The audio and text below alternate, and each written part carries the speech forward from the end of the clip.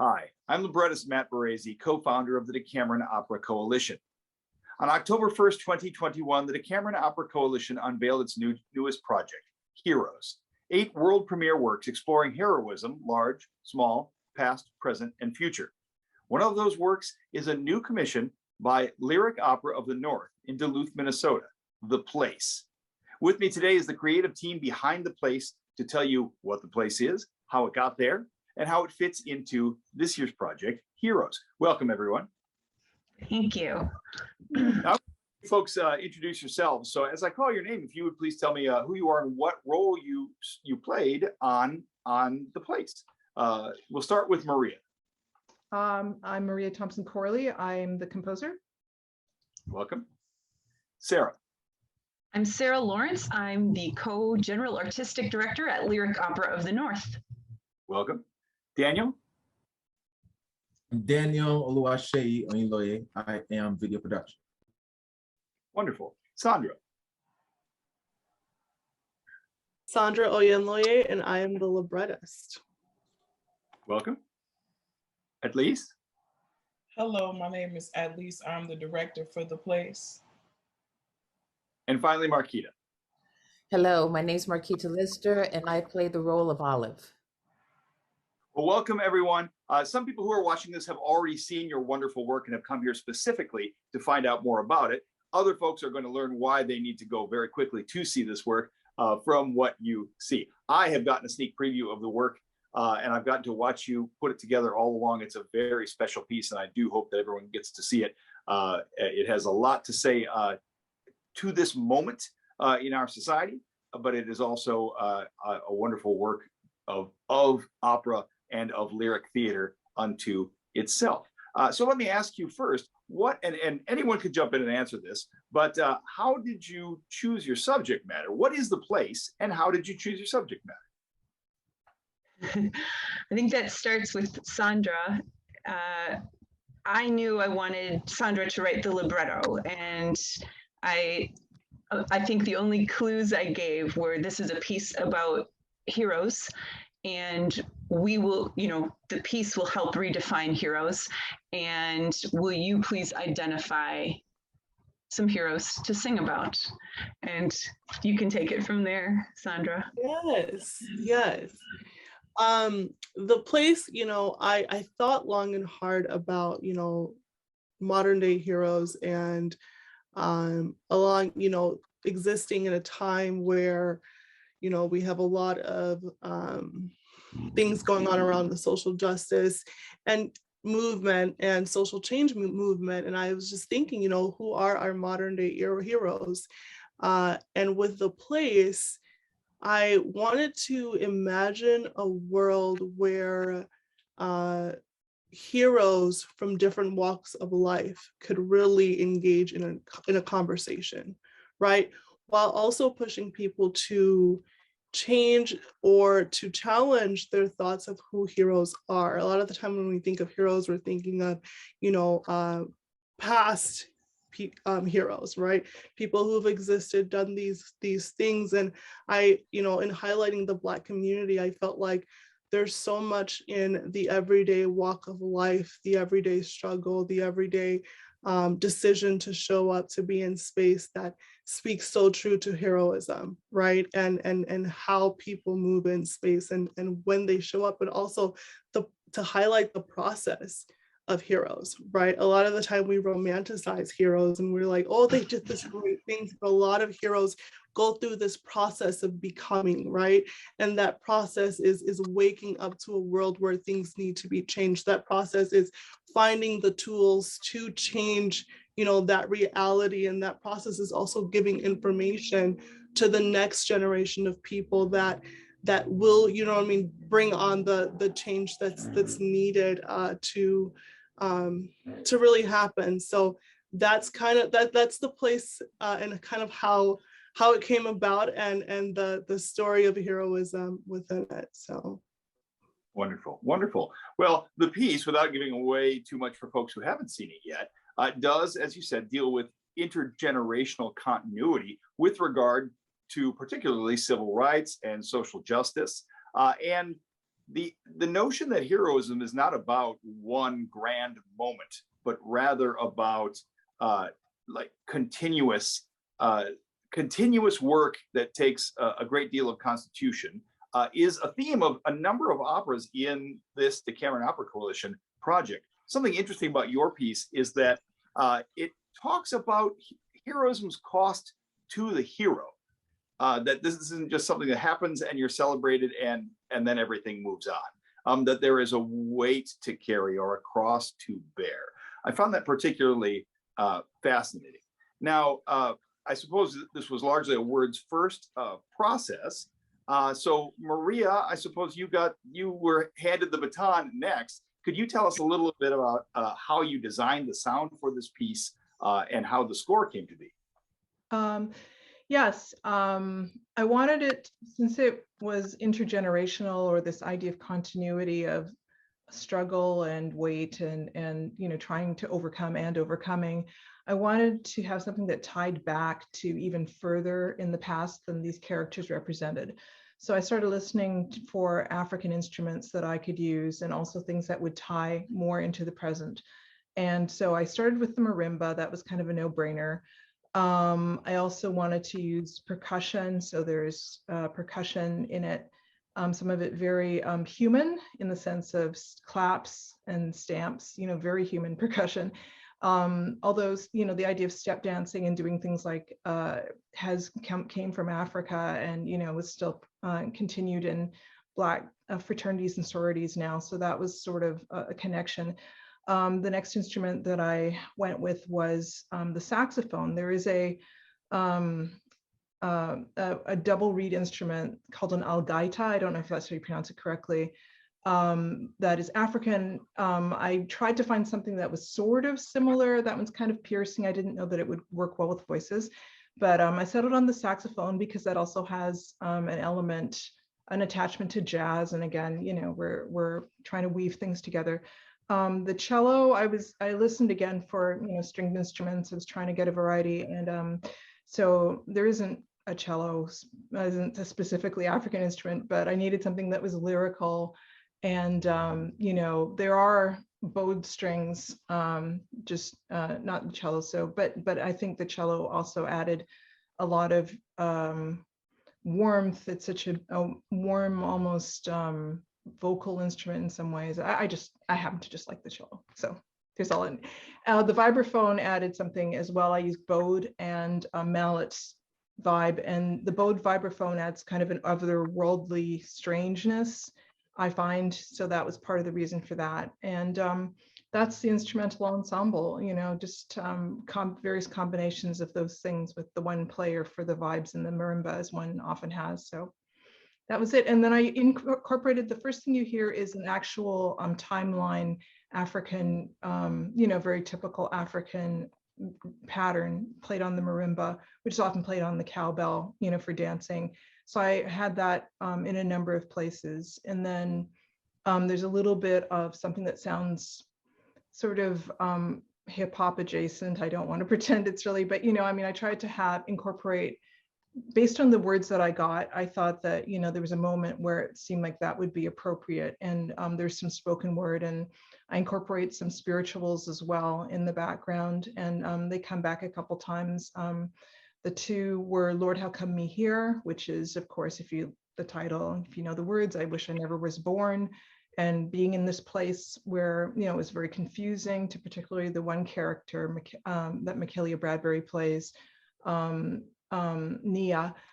So that was the reason for that. And also City Called Heaven is another one that evokes being in a place of being kind of distraught. But I also wanted them to sing together. I'm talking a lot. Sing together, because there is a sense of gaining strength from others. And so having the opportunity to have these voices come together and sing a cappella for a moment, to me, was them uniting and finding strength in each other. So that's what I was thinking.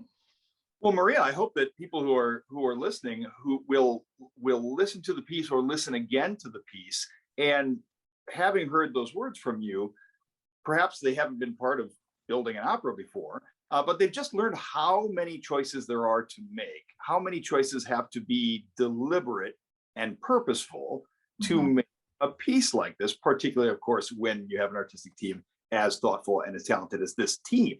But all those choices being integrated together to make the piece work and to make form follow function in the piece and to meet the moment of the piece is such a remarkable feat. So I hope that you will go back to the place, having heard what she said, and listen for all those strains and when they come in and why she has chosen the things that she has.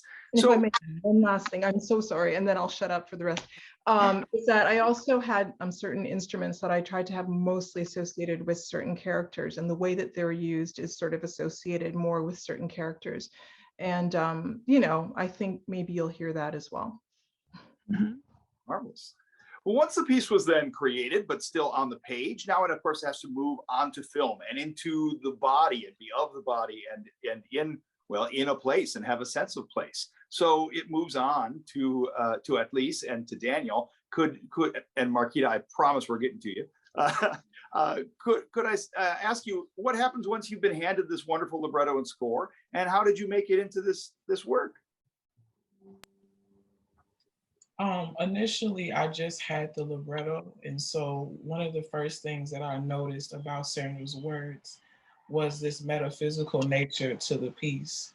And now that we reflect on it after it's already done, it's also thinking about not metaphysical necessarily always in a spiritual sense, but also in like what is somatic to the body. I think there's habits and trauma, and there's things that are trapped inside of our bodies that go beyond the lived years that we have on earth. Things that we have inherited from our grandparents, our great grandparents, our ancestors. And so for me, it was more about making sure that that conversation was elevated between the three characters, because I know in my own experience, you know, I don't get enough conversations with my elders. You know, I feel like Nia often, you know, and so having those conversations with my elders is a huge thing for me.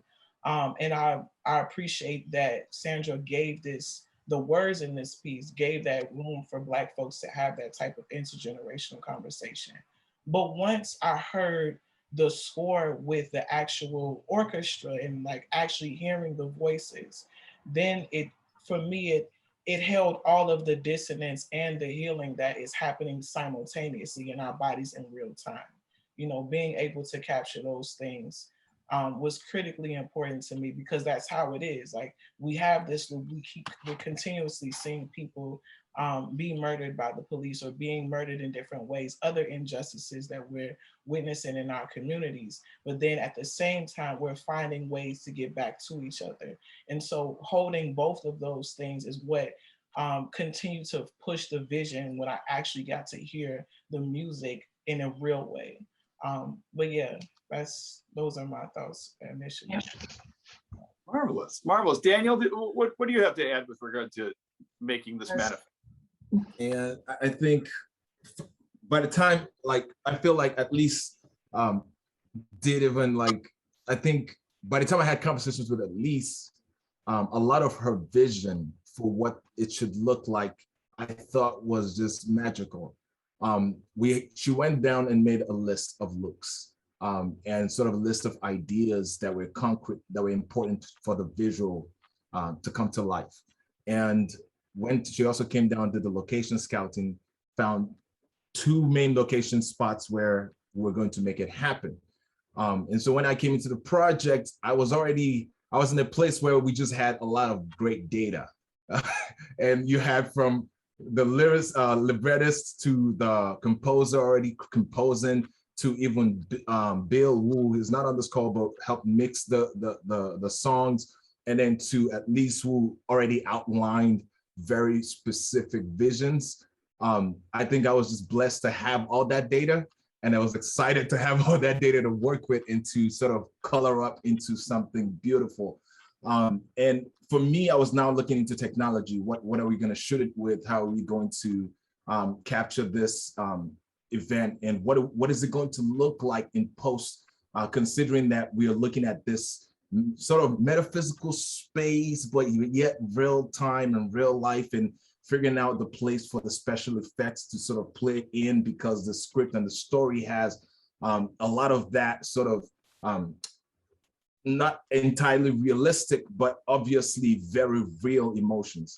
So we ended up using the Blackmagic cameras, captured the best we could with the Blackmagic cameras. We had a lot of real life events that happened. The wind and the rain wouldn't stop. It was so cold.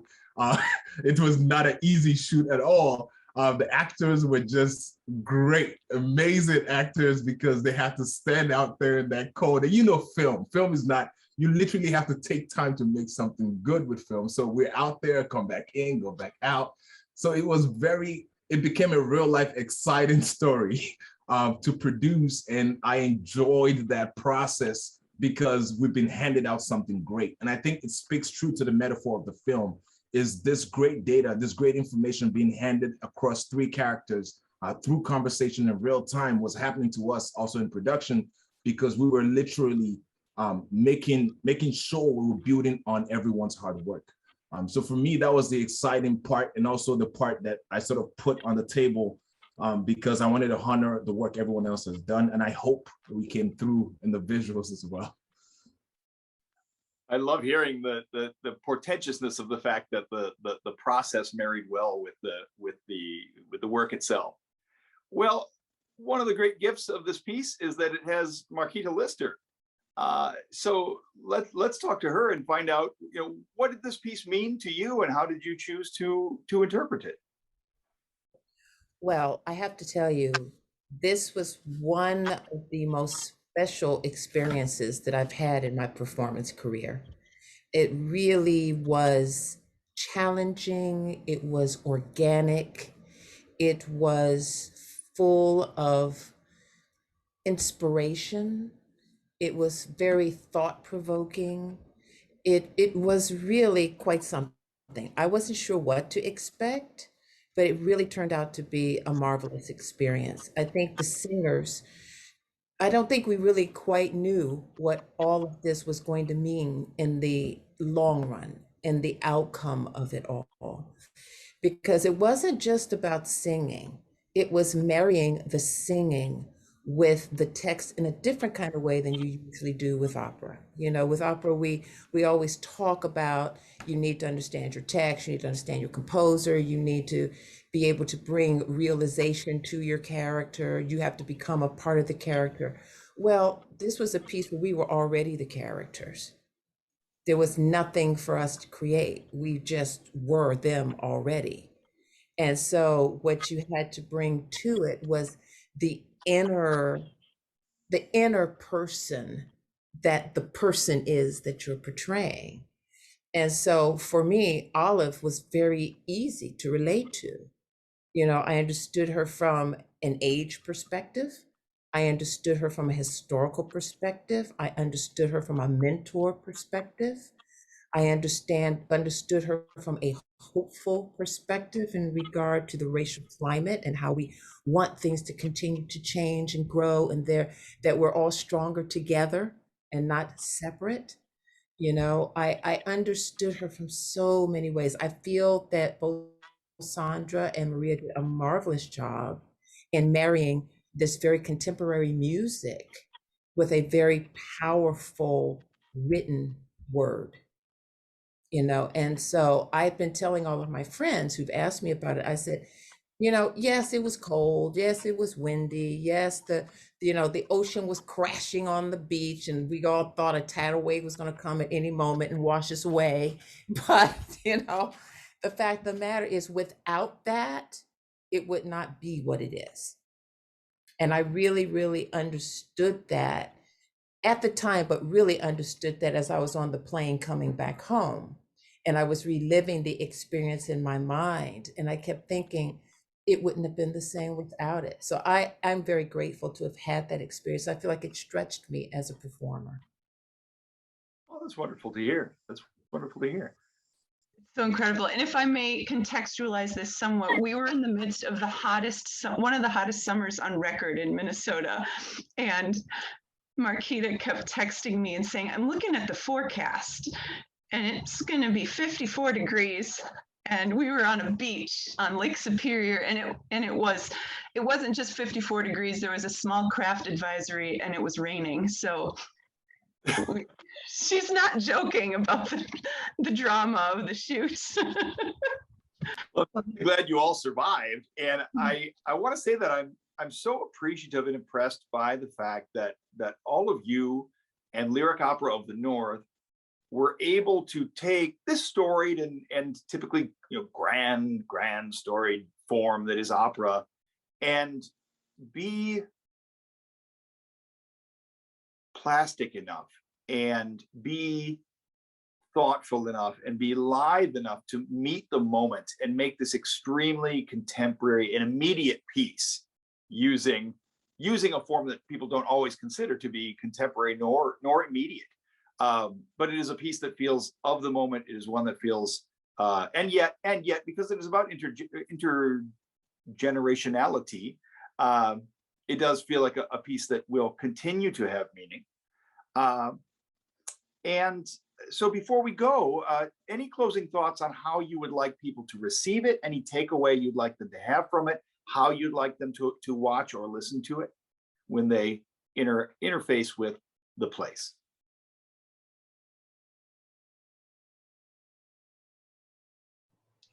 All I would ask of anybody watching it is just to be present with it. Be present with how it makes you feel. Be present with what you're hearing, with the singers, with the movement, the facial expressions. Just be present with it. Marvelous answer. Well, thank you very much. Thank you to the creative team and performers behind the place. The opera company is Lyric Opera of the North, and it is the part of the Decameron Opera Coalition's new project, Heroes. If you haven't seen it, I highly recommend you do. If you have seen it, now you know what to watch and listen for as you watch it again. Thank you very much. Thanks, Matt.